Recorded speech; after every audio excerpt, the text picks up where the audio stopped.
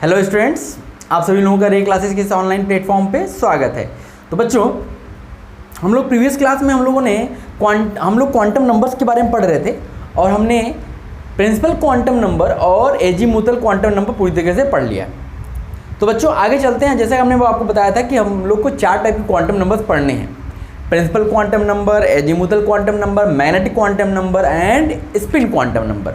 तो हम लोग 2 ऑलरेडी पढ़ चुके हैं। तो आगे चलते हैं और हम तीसरे के बारे में पढ़ाई स्टार्ट करते हैं। थर्ड जो हमारा है वो हमारा क्या है? वो हमारा है magnetic quantum number.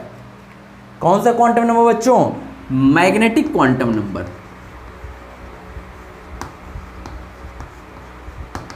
Magnetic quantum number, QN का मतलब क्वांटम नंबर है, ये आप याद रखिएगा। मैं शॉर्टकट तरीके से लिखता हूं, लेकिन आप उसको अपनी कॉपी में जब लिखेंगे तो पूरा लिखा कीजिए, क्योंकि आपके पास सफिशिएंट टाइम होता है। ओके, तो देखो बच्चों, प्रिंसिपल क्वांटम नंबर, अब इसको सबसे पहले दिया किसने था ये जान लेते हैं। गिवन बाई, किसने दिया था? लिंडे। इस मैग्नेटिक क्वांटम नंबर को किसने दिया था? लिंडे ने दिया था। ठीक, अब देखो सबसे पहली चीज, जैसे हम लोगों ने देखा था कि प्रिंसिपल क्वांटम नंबर जो होता है उसको हम लोग स्मॉल एन से डिनोट करते थे। फिर हमने देखा कि जो हमारा एजीमुथल क्वांटम नंबर था उसको हम लोगों ने एल से डिनोट किया था। अब बात करते हैं हम लोग मैग्नेटिक क्वांटम नंबर की, तो it is represented by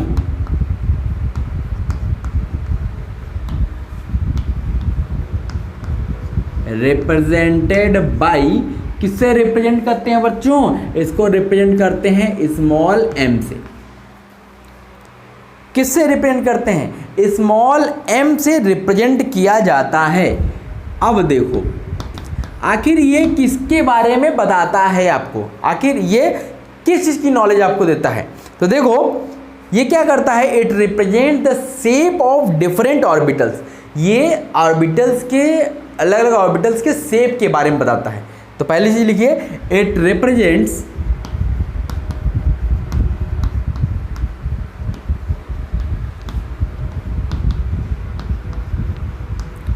the shape of different orbitals.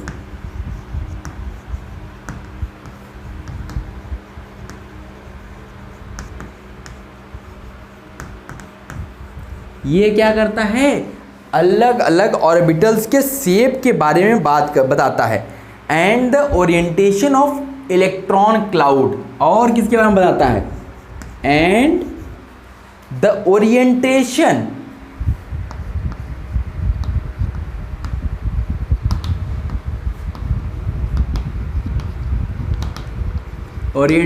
Of electron cloud.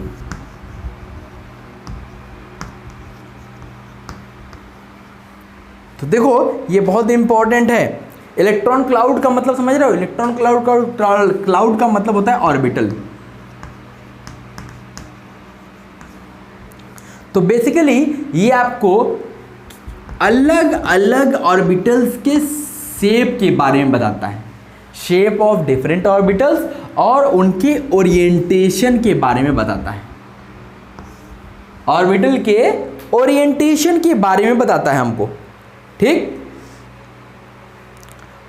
और कितने and number of orbitals in the given subshell, किसी सबसेल में कितने ऑर्बिटल्स हैं इसके बारे में भी हमें बताता है। तो लिख लीजिए third point, it gives an idea about number of orbitals. It gives an idea about number of orbitals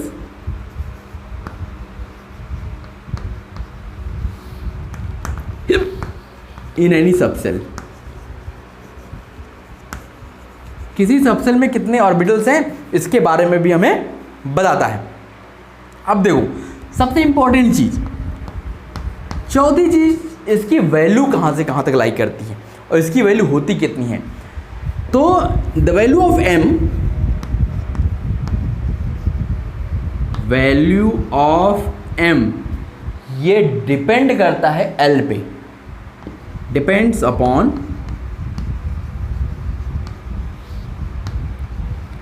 l। l मतलब एजीमुथल क्वांटम नंबर के ऊपर इसकी वैल्यू डिपेंड करती है। और एंड फॉर अ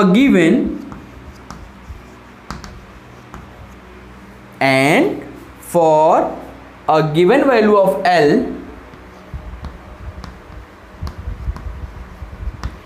एक l की गिवन वैल्यू के लिए m कैन हैव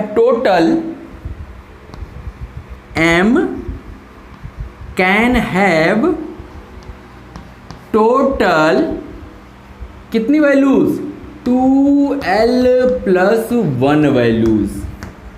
ये बच्चा लोग आप लोग को याद रखना पड़ेगा कि हर एक l की वैल्यू के लिए m की टोटल कितनी वैल्यूज हो सकती हैं, वो होंगी 2l + 1। अभी तो ये टोटल वैल्यू हुई, अब वो वैल्यू क्या होंगी उस पे बात करते हैं। देखो the values of l, the values of m, values of m। अब m की वैल्यू कहां से कहां तक होगी, is from -l to +l including 0, including 0। देख भाई, -l से 0 तक चलोगे कितनी वैल्यू लोगे, l वैल्यू लोगे। 0 से l तक चलोगे कितनी वैल्यू लोगे, l लोगे। टोटल वैल्यूज तो l होंगी, तो l + l 2l वैल्यूज हो गई, और एक तो 0 भी लेना है, तो कितनी वैल्यूज हो गई, 2l + 1। इसको ऐसे समझो, अगर नहीं समझ में आ रहा है तो ये मान लो हमारा नंबर लाइन हो गया। हमने लिया इधर 0, इधर हमने लिया l, इधर लिया -l। अब बताओ भाई, यहां से यहां तक कितनी l, यहां से यहां तक कितना l, तो हो गया 2l, और ये 0 ले लिया। अब इसको अगर ऐसे नहीं समझ में आ रहा है तो आप ऐसे समझो, -5 मान लो यहाँ लिया, +5 यहाँ लिया, तो अब यहाँ इनके बीच में ये टोटल कितनी वैल्यूज होंगी। तो कोई बच्चा बोलेगा सर 5 5 10, तो हम बोलेंगे गलत। क्यों, देख भाई 0 है, इधर 1 आएगा, 2 आएगा, 3 आएगा, 4 आएगा, ठीक। इधर आ जाओ, -1 आएगा, -2 आएगा, -3 आएगा, -4 आएगा। अब नंबर्स गिन डालो, 1 2 3 4 5 6 7 8 9 10 11। कितने नंबर मिले, 11 नंबर। इसका मतलब टोटल वैल्यूज कितनी होती हैं, 2l + 1 values. Okay, got it. तो इसका मतलब है l की वैल्यू पे m की वैल्यू डिपेंड करेगी। अब m की टोटल वैल्यूज कितनी हो सकती हैं, 2l + 1 हो सकती हैं। वैल्यूज क्या क्या होंगी, -l से +l तक। इतनी बात समझ में आ गई, तो इसको नोट कर लो। फिर हम लोग देखते हैं, कुछ वैल्यूज फाइंड आउट करते हैं।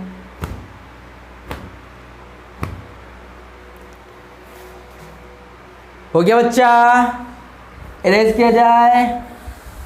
चलो भाई, अब देखो हम लोग देखते हैं कि l की अलग अलग वैल्यूज के लिए m कितनी वैल्यूज लेगा और कौन कौन सी वैल्यूज वो ले सकता है। ओके, चलो भैया अब एक टेबल बना लो, टेबल टेबल टेबल टेबल बनाओ। इधर लिखो वैल्यूज ऑफ एल। किसकी वैल्यू? एल की वैल्यू, वैल्यूज ऑफ एल। अब चलो आगे चलो, इधर डालो टोटल वैल्यू ऑफ एम। किसकी वैल्यू? एम की टोटल वैल्यू कितनी होंगी? ये। और इधर डाल दो वैल्यू ऑफ एम। एम की वैल्यू होंगी क्या? Value of M. तो हम एल की अलग अलग वैल्यूज के लिए एम की टोटल वैल्यू और अलग अलग वैल्यूज को फाइंड करके देखते हैं। ओके, चलो भैया आ जाओ। हम लेते हैं एल की वैल्यू को पहले 0। क्या लेते हैं? 0।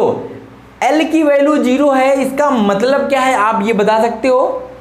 जैसा कि हमने आपको बताया भी था कि L इज इक्वल टू 0 का मतलब S सब शेल। L की वैल्यू 0 का मतलब कौन सा सब सेल? S सब सेल।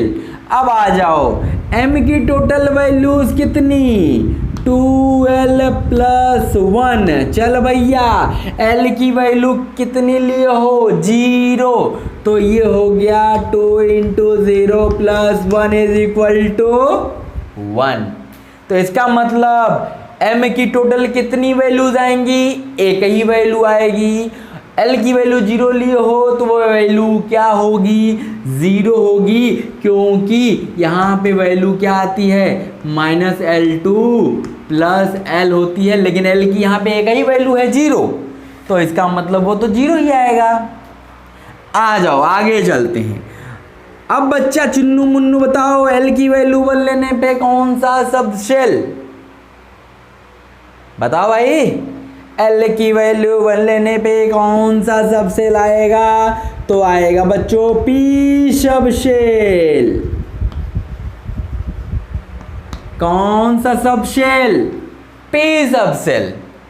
चल भैया M की value total value find out करते हैं, तो 2 × L की वैल्यू 1 + 1, तो कितनी वैल्यू आ गई? 3 वैल्यू। इसका मतलब M की कितनी वैल्यू आएंगी? 3 वैल्यूज आएंगी। अब वो वैल्यू क्या होगी? हमने वो बताया था -L से +L, 0 बीच में ले लेना। तो -L का मतलब -1, +L का मतलब +1, और बीच में जाल डाल दो 0। तो कितनी वैल्यू हो गई? 1 2 3 वैल्यू। भेजे में बात घुस गई। इसके आगे 2 ठो और आप अपने से निकाल लियो, सब हम ही से करवाओगे। L = 2। चल भैया L = 2 के लिए कौन सा सब सेल? D सब सेल। कौन सा सब सेल भाई? D सब सेल। अब बताओ कि 2 है तो टोटल वैल्यूज कितनी आएंगी? 2L + 1 याद रखो, तो 2 2 जा 4 + 1 5। 2 × 2 + 1 = 5।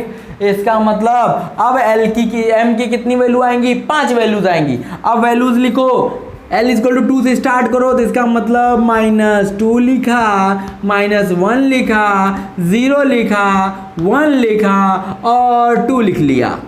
तो गिनो 1 2 3 4 5, मतलब कितनी टोटल वैल्यूज हो गई? 5 वैल्यूज हो गई। आगे बढ़ते हैं। L = 3 के लिए फाइंड करते हैं। L = 3 का मतलब कौन सा सब शेल हो गया भाई? F सब शेल। कौन सा सब सेल? F सब सेल। वैल्यूज निकालो, टोटल कितनी वैल्यू हो जाएंगी? 2 × 3 + 1, दैट मीन्स 7 वैल्यूज। अब 7 वैल्यूज लिख डालो। लिखो -3 -2 -1 0 1 2 3। हो गया? तो ये हमारी क्या आ गई बच्चों? ये हमारी L की अलग अलग वैल्यूज के लिए हमने M की टोटल वैल्यू और m की करस्पॉन्डिंग वैल्यूज निकालनी, क्या क्या वैल्यूज हो सकती हैं। समझ में आया? उतार लो, छापो छापो, टिपो टिपो टिपो टिप लो। इसको हम लोग ऐसे भी शो करते हैं ना, यहाँ पे एक वैल्यू है तो एक डिब्बा बनता है, यहाँ पे 3 वैल्यू है तो कितने डिब्बे? 3 डिब्बे बनते हैं। यहाँ पे 5 वैल्यू है तो कितने डिब्बे बनेंगे? 1 2 3 4। यहाँ पे 7 वैल्यू है तो कितने डिब्बे बनेंगे? 1 2 3 4 5 6 7 बन गए। तो आपको पता है SPDF। तो यहाँ पे टोटल नंबर ऑफ इलेक्ट्रॉन्स अगर पूछे कितने होंगे, यहाँ पे 2 होंगे, यहाँ पे 3 दूनी 6 होंगे, यहाँ पे 5 दूनी 10 होंगे, यहाँ पे 7 दूनी 14 इलेक्ट्रॉन्स होंगे। बताया था ना। एक इसका कैसे डिनोट करते हैं? एक ऐसे तो एक ऐसे, एक ऐसे तो एक ऐसे, ऐसे ऐसे ऐसे ऐसे। अभी हम लोग इलेक्ट्रॉनिक कॉन्फ़िगरेशन पढ़ने वाले हैं तो वहाँ पे आपको सब चीज़ बताऊँगा। ओके, नोट कीजिए।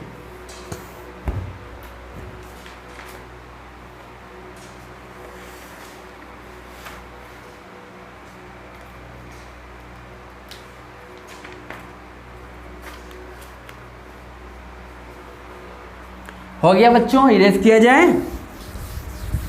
चलो भैया, ये तो हो गया हमारा तीसरा मैग्नेटिक क्वांटम नंबर। अब हम अपने लास्ट क्वांटम नंबर पे चलते हैं। नाम तो अब याद ही हो गया होगा, नाम तो याद हो गया होगा ना। क्या है नाम?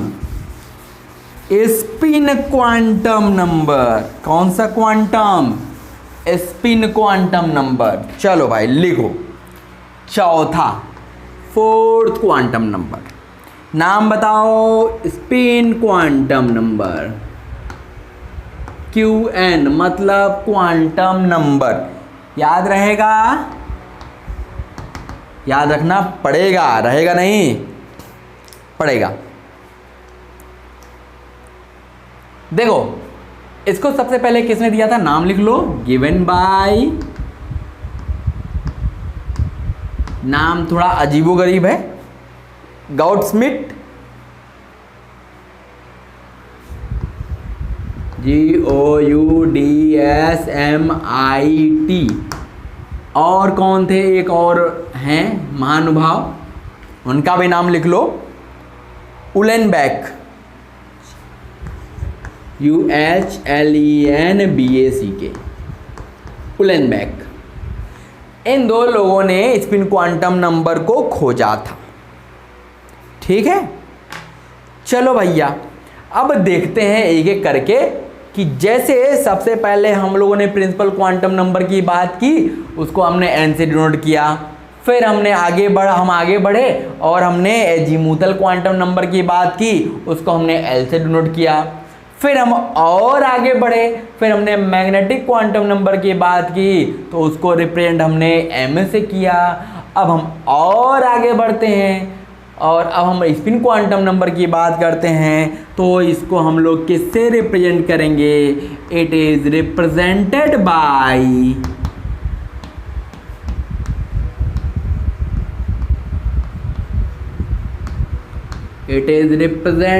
By small s।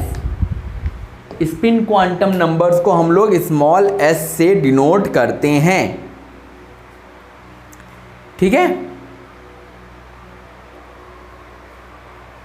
अब देखो, अब ये क्या बताता है? अब स्पिन जो होता है ये क्या बताता है?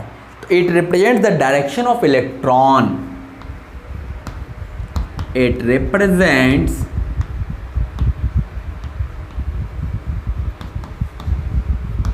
द डायरेक्शन ऑफ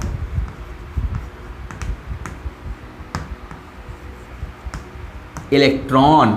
ये इलेक्ट्रॉन का डायरेक्शन बताता है। इलेक्ट्रॉन का नहीं, इलेक्ट्रॉन के स्पिन का। इलेक्ट्रॉन स्पिन,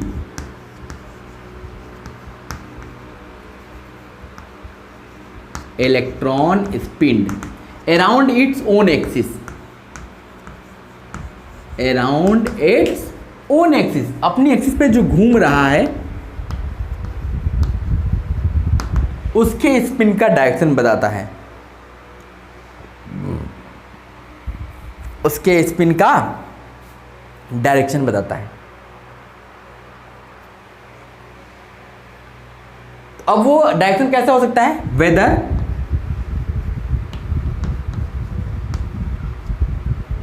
जो इलेक्ट्रॉन स्पिन कर रहा है, whether it can either be clockwise, it can either be clockwise, ये आपका क्लॉकवाइज हो सकता है और anti clockwise.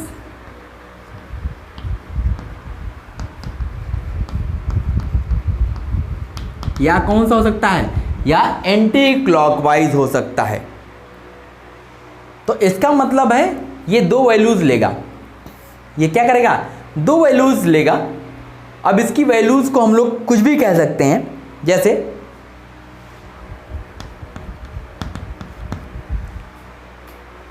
For clockwise spin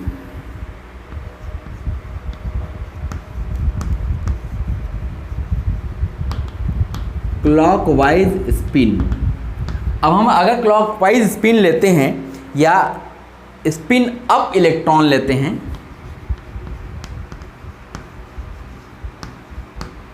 ठीक है, अगर क्लॉकवाइज स्पिन कर रहा है इलेक्ट्रॉन अपने एक्सिस पे, तो हम लोग बोलते हैं कि s की वैल्यू को आप कुछ भी ले सकते हो। अगर हमने प्लस हाफ ले लिया, हमने क्या किया? अगर क्लॉकवाइज स्पिन को में s की वैल्यू को हमने प्लस हाफ ले लिया, तो एंटी क्लॉकवाइज स्पिन में s को हमने क्या लेना पड़ेगा? Minus half. या अगर हमने s की वैल्यू क्लॉकवाइज में माइनस हाफ ले लिया, तो एंटी क्लॉकवाइज में क्या लेना पड़ेगा? प्लस हाफ लेना पड़ेगा। तो for anti clockwise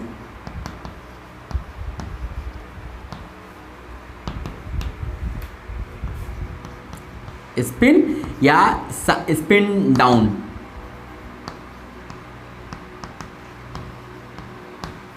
spin down electron के लिए आपको क्या लेना पड़ेगा?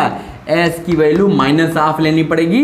अब ये जरूरी नहीं है कि आप इसको हमेशा प्लस हाफ, इसको माइनस हाफ। आपने अगर इसको माइनस लिया तो उसको आपको प्लस लेना पड़ेगा,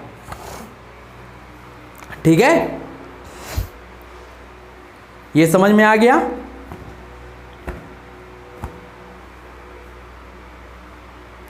तो इसको आप कैसे डिनोट करते हो? जैसे क्लॉकवाइज वाले को डिनोट करना है तो आपने इसको अगर ऐसे डिनोट किया है, कभी कभी ऐसे भी डिनोट करते हैं किसी किसी बुक में, किसी किसी की बुक में ऐसे डिनोट किया जाता है, ठीक? तो इसका मतलब इस एंटी क्लॉकवाइज में आपको कैसा करना पड़ेगा? ऐसा या ऐसा, ठीक है? तो इस तरीके से इसका मतलब है s दो वैल्यूज ले सकता है, आर्बिट्रली चूजन है, आप अपने मन से कुछ भी चूज कर सकते हो। तो the value of s is arbitrarily chosen.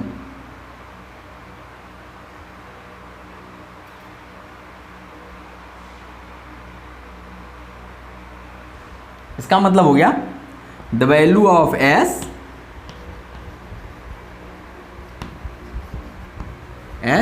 Is arbitrarily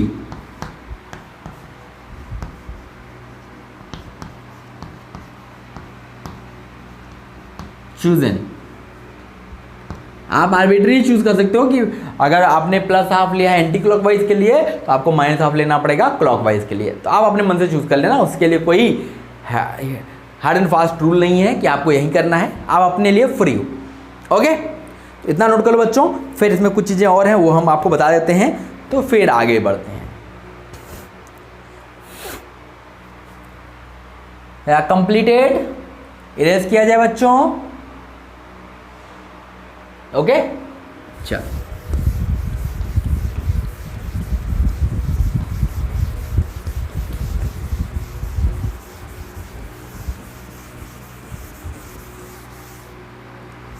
अब देखो कुछ चीज़ें और इसमें आती हैं स्पिन क्वांटम नंबर्स के लिए, उनके बारे में देख लेते हैं, और ये काफ़ी इंपॉर्टेंट होते हैं, इस पे बेस्ड न्यूमेरिकल्स बनते हैं, तो इसको देख लीजिए, फिर हम लोग कुछ क्वेश्चंस लगाएंगे। देखो बहुत इंपॉर्टेंट है, मोस्ट इंपॉर्टेंट।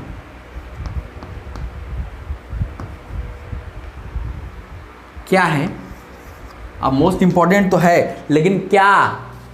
तो अब हम बात करते हैं कि स्पिन मैग्नेटिक मोमेंट,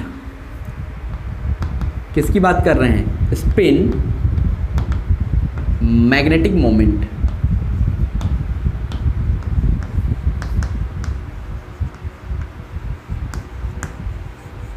हम स्पिन मैग्नेटिक मोमेंट की बात कर रहे हैं। अब इसको याद रखिएगा,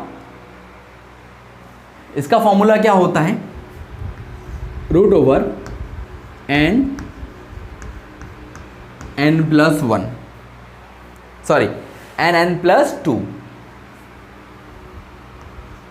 इसका यूनिट क्या है? bm। आप कहोगे सर ये bm क्या है? ये है बोहर मैग्नेटॉन।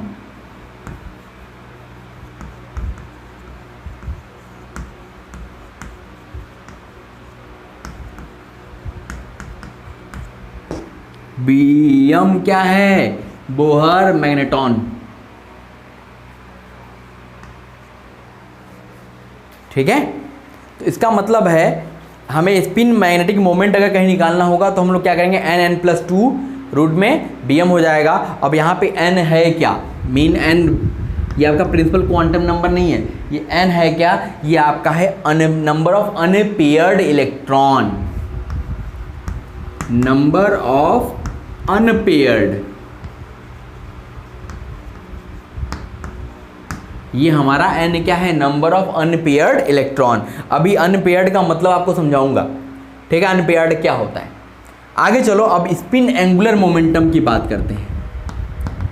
ये सब इंपॉर्टेंट है, ये फॉर्मूले आपको याद रख लेने हैं। स्पिन एंगुलर मोमेंटम,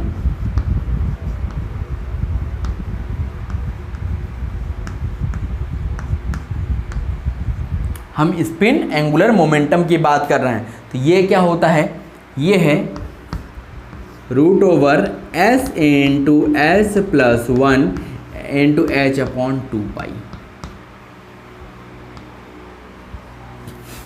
ये क्या है? हमारा स्पिन एंगुलर मोमेंटम। आपको बस फॉर्मूले याद रखने हैं। और थर्ड है total spin off atom, total spin off atom, total spin. तो ये क्या होगा? ये होगा 1/2 into number of unpaired electron, 1/2 into number of unpaired electron. ये आपको याद रखना है। अब हम इस पे बेस्ड क्वेश्चन करेंगे तो आपको समझ में आएगा। बस ये फॉर्मूले ही आपको याद रखने हैं। ये कहाँ से आ रहे हैं, इसके पीछे नहीं जाना है आपको अपना दिमाग खर्च नहीं करना है, बस आपको ये फॉर्मूले याद रखने हैं, ठीक है? तो ये बहुत इम्पॉर्टेंट हैं। और इस bm का मतलब आप समझ ही गए होंगे, बोहर्स मैग्नेटॉन, ठीक है? चलो, तो अब ये हो गया बच्चों। अब हम इस पे बेस्ड कुछ क्वेश्चंस लगाएंगे, फिर हम लोग आगे बढ़ेंगे। अब हमारा ये चैप्टर लगभग क्लोज होने के कगार पे आ चुका है, तो कुछ क्वेश्चंस लगाएंगे और कुछ इसके बाद थियरीज पढ़ करके इस चैप्टर को हम लोग द एंड करेंगे। फिर उसके बाद हम लोग पीरियोडिक क्लासिफिकेशन स्टार्ट करेंगे। ओके, हो गया? इरेज किया जाए, कर दिया जाए।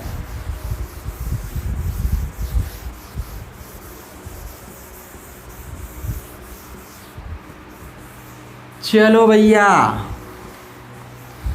तैयार हो जाओ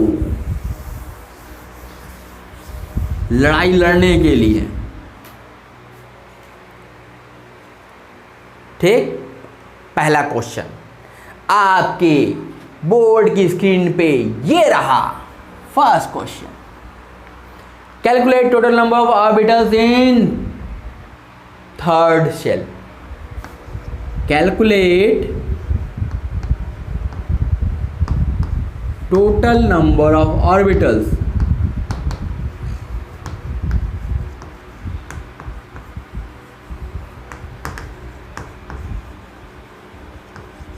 इन थर्ड शेल। बहुत छोटा सा question. Total number of orbitals हमसे पूछ रहा है कि कितने होंगे थर्ड सेल में। चलो भाई, इसका मतलब क्या हुआ, वो थर्ड जो नंबर दिया है वो थर्ड क्या है, वो थर्ड है एन की वैल्यू की है। हमने बोला था ना सबसे पहले आता है शेल, शेल के बाद क्या आता है सब शेल, सब शेल के बाद क्या आता है ऑर्बिटल्स, ऑर्बिटल्स के बाद क्या आता है स्पिन आता है। याद है या भूल गए? भूला मत करो यार, भूल जाओगे तो कैसे काम चलेगा। चलो भैया n की वैल्यू 3 के लिए l की वैल्यू, अगर l की वैल्यू 0, क्या क्या हो सकती है, l की वैल्यू 0, l की वैल्यू 1, l की वैल्यू 2। क्यों? क्योंकि l कितनी वैल्यू ले सकता है 0 to n-1। ठीक, तो n इज इक्वल टू 3 के लिए l की 3 वैल्यूज मिलेंगी 0, 1, 2। तो l इज इक्वल टू 0 का मतलब s सब शेल, पता ना। l इज इक्वल टू 1 का मतलब p subshell, l is equal to 2 का मतलब d सब शेल। ठीक, तो S में कितने, अगर हम इलेक्ट्रॉन्स की बात कर लें टोटल नंबर ऑफ ऑर्बिटल्स, तो पहले हम लोग क्या करेंगे, सबसे पहले निकालेंगे टोटल नंबर ऑफ इलेक्ट्रॉन्स कितने हैं। इस n is equal to 3 third shell में टोटल नंबर ऑफ इलेक्ट्रॉन्स कितने हैं, फिर उसके बाद हम ऑर्बिटल्स निकालेंगे। चल भैया, S सब सेल में कितने इलेक्ट्रॉन हो सकते हैं, कितने इलेक्ट्रॉन होते हैं, 1, P में 3, D में 5। तो टोटल इलेक्ट्रॉन्स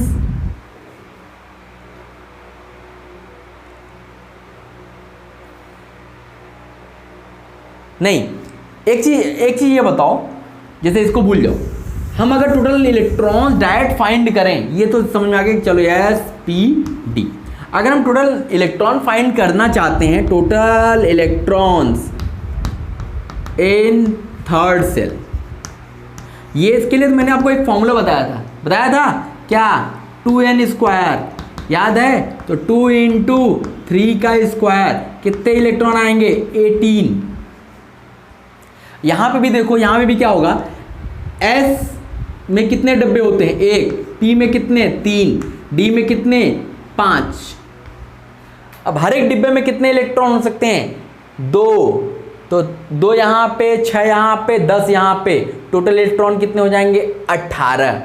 यहाँ से भी होगा क्योंकि ये कितना, एक डिब्बा, यहाँ कितने डब्बे 3 डब्बे, यहाँ कितने डब्बे 5 डब्बे, 1 2 3 4। अब देखो हर में क्या होता है, 2 इलेक्ट्रॉन, एक ऐसे होगा, एक अपोजिट स्पिन का होगा, 2 यहाँ, 2 2 4 6 8 10 12 14 16 18। तो टोटल इलेक्ट्रॉन्स कितने आ गए 18 आ गए।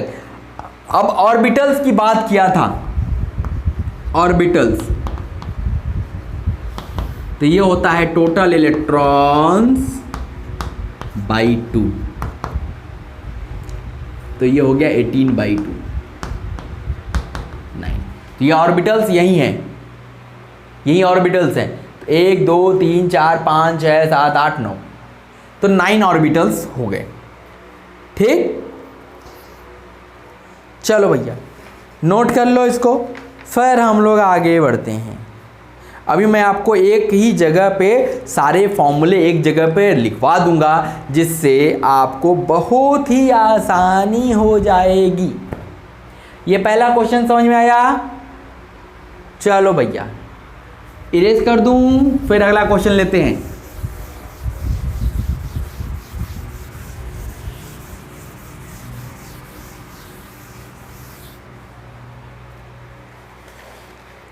चलो भैया,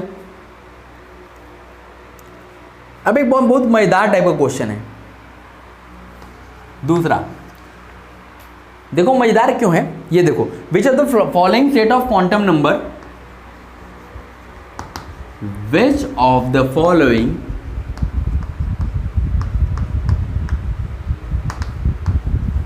सेट ऑफ क्वांटम नंबर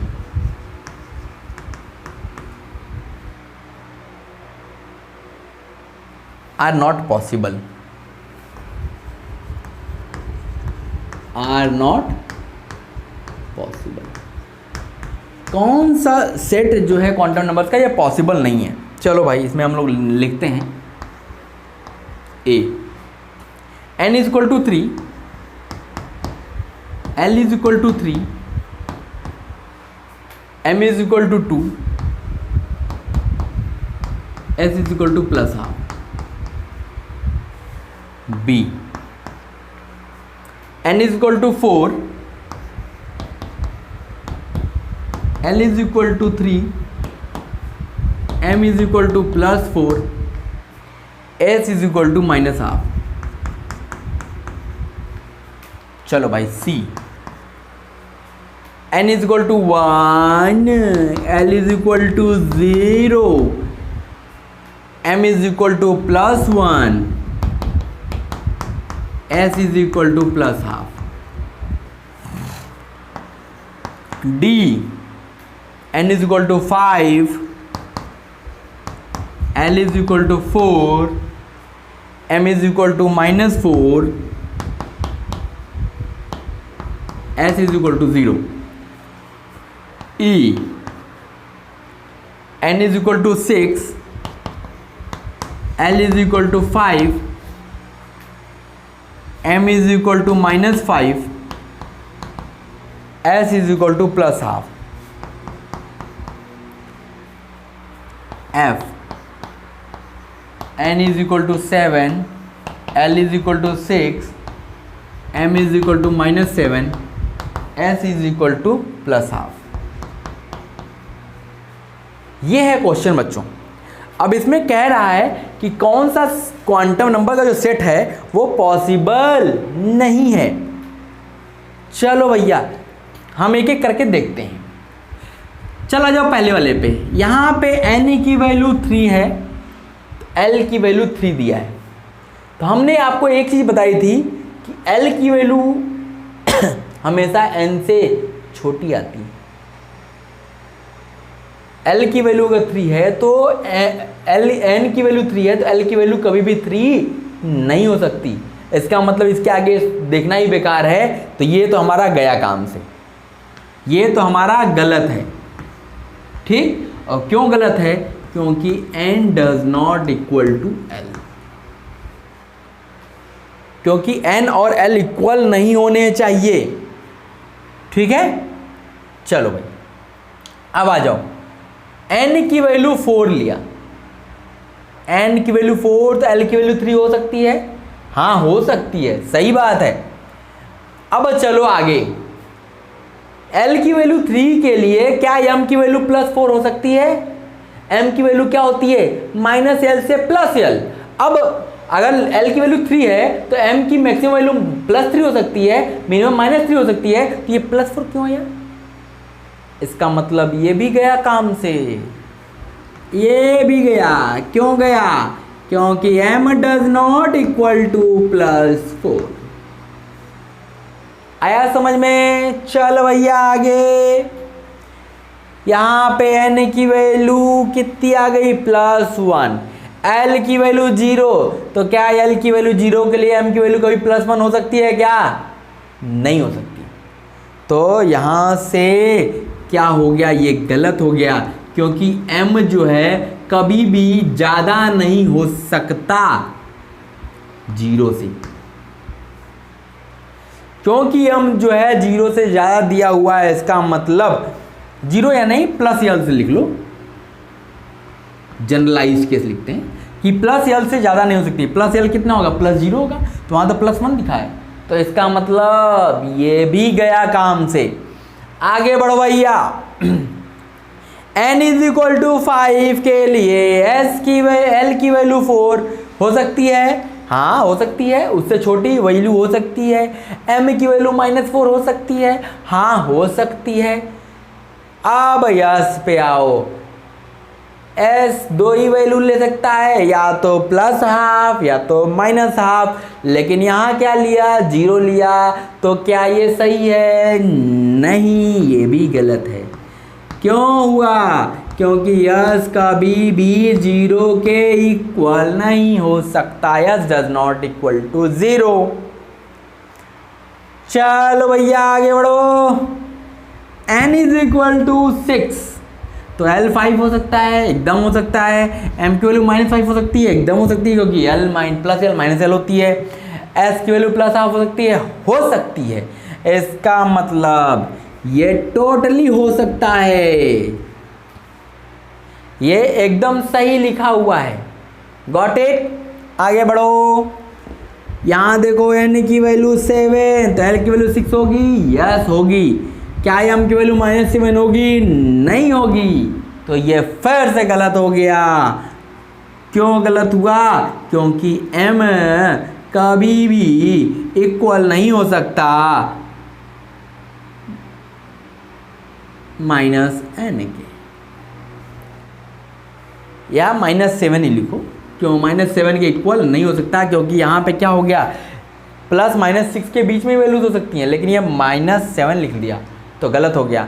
तो ये क्वेश्चन से आपको काफ़ी आइडिया मिला होगा ना, चलो मिला होगा तो अच्छी बात है। तो इसको नोट करो भाई, हो गया। चलो तो इसके बाद की जो चीज़ें हैं और भी न्यूमेरिकल्स लगाएंगे हम लोग, और अगली क्लास में हम लोग फिर आगे बढ़ेंगे अपने इलेक्ट्रॉनिक कॉन्फ़िगरेशन पे, ठीक है। तो बच्चों आज की क्लास के लिए बस इतना ही, अगली क्लास में मिलते हैं। और उससे पहले ये है कि हमारे चैनल को ज़रूर आप सब्सक्राइब कर लें और बेल आइकन को ज़रूर से ज़रूर प्रेस कर लें, क्योंकि अगर आप उसको सब्सक्राइब कर लेंगे और बेल आइकन को प्रेस कर लेंगे तो हमारे जो भी वीडियोस डालेंगे उसका नोटिफिकेशन आपके पास तक पहुंच जाएगा, तो आपको दिक्कत परेशानी नहीं होगी। और हमारे वीडियोस को अपने फ्रेंड सर्कल में सर्कुलेट करें, शेयर करें, जिससे ज़्यादा से ज़्यादा लोग इस प्लेटफॉर्म का मैक्सिमम यूटिलाइजेशन कर सकें, क्योंकि हमारे इस चैनल पे टोटली सारी चीज़ें फ्री ऑफ कॉस्ट अवेलेबल हैं। ओके, तो चलो बच्चों अगली क्लास में मिलते हैं। Okay, thank you.